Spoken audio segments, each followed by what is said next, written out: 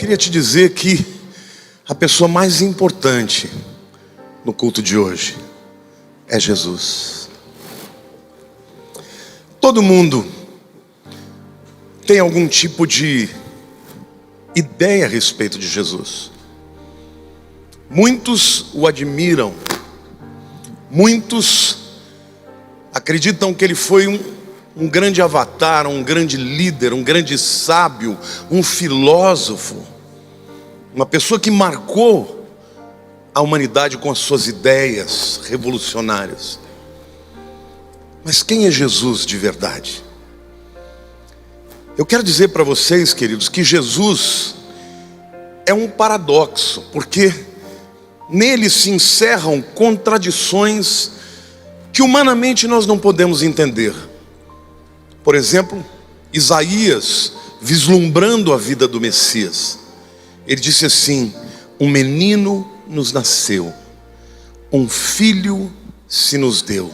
Mas Isaías, como eu estava dizendo, falou assim: um menino nos nasceu, um filho se nos deu, o governo está sobre os seus ombros, e o seu nome será Maravilhoso Conselheiro, Pai da Eternidade e Príncipe da Paz. Muitas contradições, porque nesse texto Isaías percebeu que ele era ao mesmo tempo Pai da Eternidade e ao mesmo tempo uma criança que nasce. O tempo e a eternidade. O Todo-Poderoso, Criador de todas as coisas, e uma criança que nasceu totalmente indefesa, que teve que aprender todas as coisas. Jesus é isso tudo, queridos. Ele não é somente o Criador de todas as coisas, porque a palavra de Deus diz que todas as coisas foram feitas por Ele, e sem Ele, nada do que foi feito se fez. Mas Deus, em toda a sua soberania, em todo o seu poder, Ele tinha algo que Ele precisava experimentar: a nossa fraqueza, a nossa limitação, os nossos temores, as nossas lutas. E para isso, ainda que soubesse, porém não experimentalmente, a Bíblia diz que Ele decidiu se esvaziar, se apequenar, se humilhar, se tornar um de nós. E Ele se tornou um ser humano. O Deus Todo-Poderoso, o Eterno, se tornou o Filho dos homens, para que nós, criaturas efêmeras, passageiras, nos tornássemos filhos de Deus. Ele trocou de lugar conosco. Jesus, por onde passou, Ele encantou pela sua sabedoria, pela sua graça, por suas tiradas, por sua visão de mundo muito adiante, muito de vanguarda. Mas de tudo que Ele fez, 3 foram os sinais que, na minha opinião, mudaram a nossa vida para sempre. O primeiro foi o seu nascimento, porque Isaías também disse que Ele nasceria de uma virgem, e certamente Ele foi o único ser humano na terra que não veio da semente de um homem e de uma mulher, porque Ele foi gerado pelo Espírito Santo, por uma razão só. A Bíblia diz que todos nós nascemos em pecado, e aquele que deveria morrer pelos pecadores não podia ter o pecado em si mesmo. Por isso Ele nasceu por obra do Espírito Santo, um milagre, um sinal que foi visto pelo profeta Isaías mais de 700 anos antes do seu nascimento. E Jesus então cresceu, e a Bíblia diz que Ele cresceu em sabedoria e em estatura diante de Deus e diante dos homens. Jesus tinha muita graça, irmãos. Ele viveu num tempo onde os religiosos eram sectaristas. Eles separavam as pessoas. A religião que eles pregavam Era uma religião que afastava os homens de Deus. As pessoas tinham que cumprir tantos mandamentos que nenhuma delas era capaz. Ou o indivíduo se colocava como um fariseu, que hoje é sinônimo de alguém que não vive o que prega, ou ele então se sentia tão pecador que ele não podia ser aceito pelo Deus Todo-Poderoso. E aí então vem aquele jovem, 30 anos, com um sorriso nos lábios, com um olhar doce, mas com um poder extraordinário. A sua voz era tão terna quanto poderosa. Quando ele chamava os pecadores, eles vinham aos montes, às multidões, porque ele vivia o que ele pregava. E ele falava de Deus como ninguém falava. E as pessoas diziam, ele fala como quem tem autoridade. E muitos vieram até ele, sem medo, sem preconceito. E eles vieram apaixonados por aquela palavra que os atraía para o amor e para a graça. Certa vez Jesus estava pregando no Sermão da Montanha. E a multidão estava aqui, mas lá embaixo, quase entrando no mar da Galileia, havia um leproso. E os leprosos naquele tempo, eles não podiam viver em comunidade.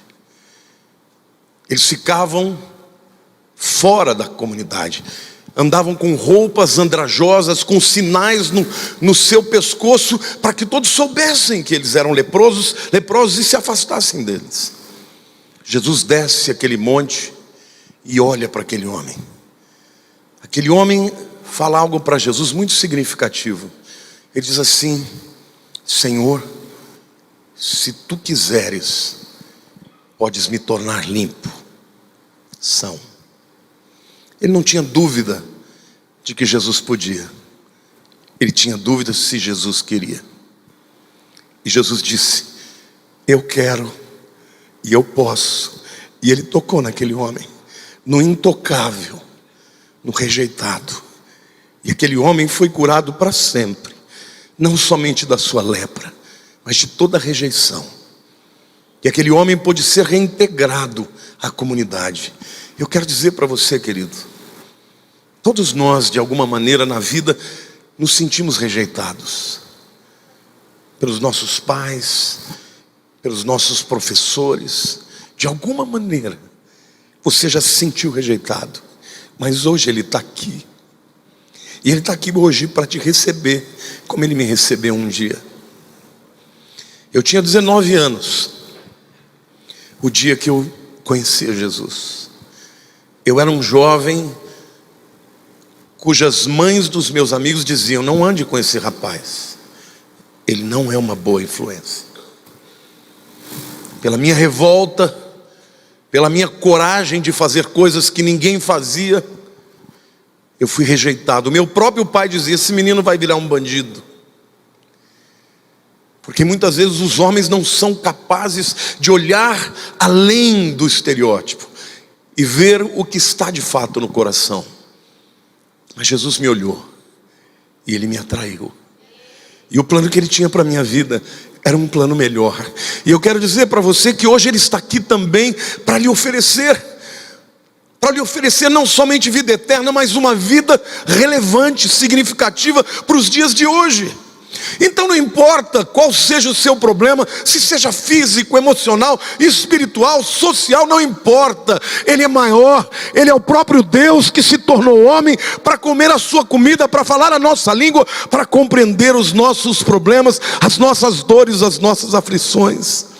Todas elas que Ele levou sobre o seu próprio corpo. O segundo momento muito relevante foi quando Ele decidiu morrer. E Jesus não morreu porque foi inábil. Ele não morreu porque não foi capaz de convencer as pessoas do seu tempo. Muito pelo contrário. Quando Ele está diante da cruz, Ele diz ao Pai numa oração: Pai, agora é chegada a minha hora. A hora para a qual eu vim neste mundo. Ele não fugiu da cruz. E mesmo lá no Getsêmani, quando ele estava orando e ele sentiu toda a dor, o peso dos nossos pecados, ele disse: Pai, se possível, passa de mim este cálice. Naquele momento a sua humanidade estava gritando, o sentimento de preservação que é inerente ao ser humano estava gritando. Mas ele decidiu: não seja feita a minha vontade, mas a tua vontade. E ele foi até o fim, queridos. Ele não desceu da cruz, ele enfrentou a sua cruz. Por quê? Porque a palavra de Deus diz que o salário do pecado é a morte, mas o dom gratuito de Deus é a vida eterna em Cristo Jesus, nosso Senhor. Ele pode ser para você um sábio, mas para mim ele é o meu Salvador. Ele salvou a minha vida, ele transformou a minha história, e ele quer fazer isso na sua vida também. Hoje as pessoas estão correndo atrás de coisas, acreditando que profissão, que dinheiro, que status, que poder, que amor pode preencher o vazio do coração. Mas eu quero te dizer, só há um amor que é capaz de nos tornar plenos, e este é o amor de Jesus, porque este é o único amor incondicional. Ele nos ama a despeito de nós mesmos. E lá na cruz, o autor da vida, aquele que era eterno, que sempre existiu, a vida estava nele, ele é a fonte da vida, decidiu morrer, para que nós que estávamos irremediavelmente fadados à morte eterna, pudéssemos ter vida eterna. Por isso hoje, a palavra de Deus diz, e diz de uma maneira muito direta e clara: todo aquele que nele crê, não perece, mas tem a vida eterna. Queridos, a vida é muito efêmera, passa rápido. Eu me lembro com 5 anos de idade, um dia brincando no quintal da minha casa, eu levantei os meus olhos e falei: Deus, eu quero ter uma família, eu quero ter uma esposa, eu quero ter filhos, e eu quero te servir.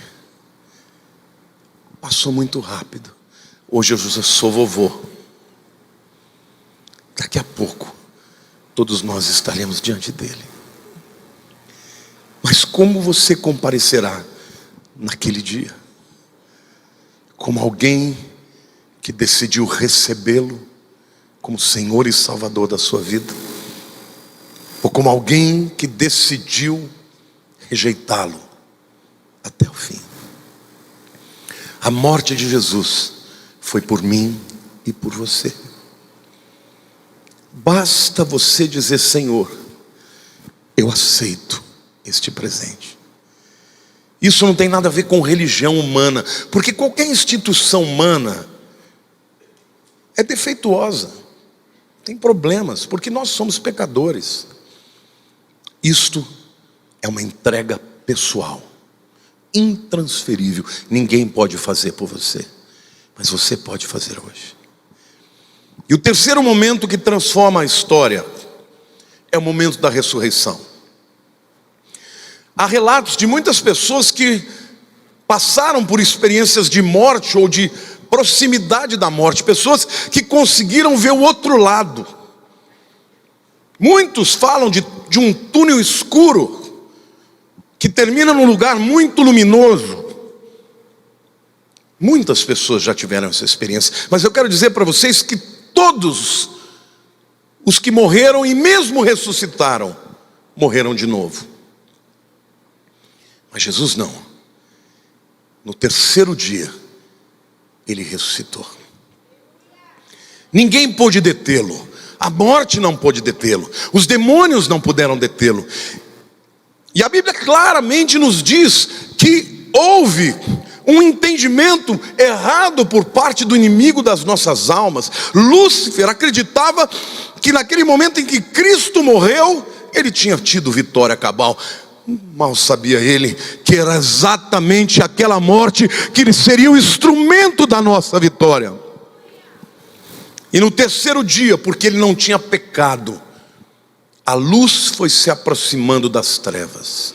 E eu creio que Satanás e os demônios olharam ao longe e viram uma luzinha crescendo, crescendo. E logo eles perceberam que aquela luz não era resultado de um reflexo, mas era o próprio sol refulgindo com a luz própria do Filho de Deus, que estava vindo para tomar as chaves do inferno e levar todos os que creram nele para a sua presença para todo sempre.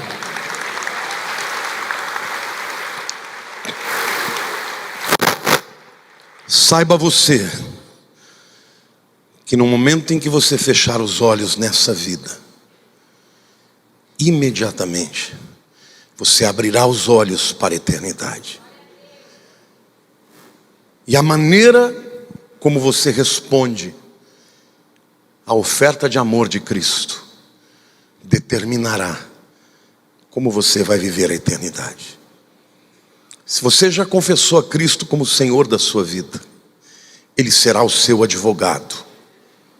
Nunca perdeu uma causa. Mas se você rejeitar o seu amor, você não o terá como advogado, mas como juiz. E a Bíblia diz que Ele é o primogênito de todos aqueles que ressuscitaram. E um dia, quando Ele voltar, e Ele voltará, porque Ele diz: passarão os céus e a terra, mas as minhas palavras não passarão. E Ele disse, a última palavra que Ele disse para os discípulos lá no Monte das Oliveiras, Ele começou a subir, e os discípulos, estupefatos, olhando para cima, ouviram a voz dos anjos dizendo: varões galileus, por que vocês estão tão estupefatos? O mesmo Jesus que vocês estão vendo subir, haverá de descer um dia, e virá com seus anjos em glória, para a glória do nome de Deus. Amém, queridos?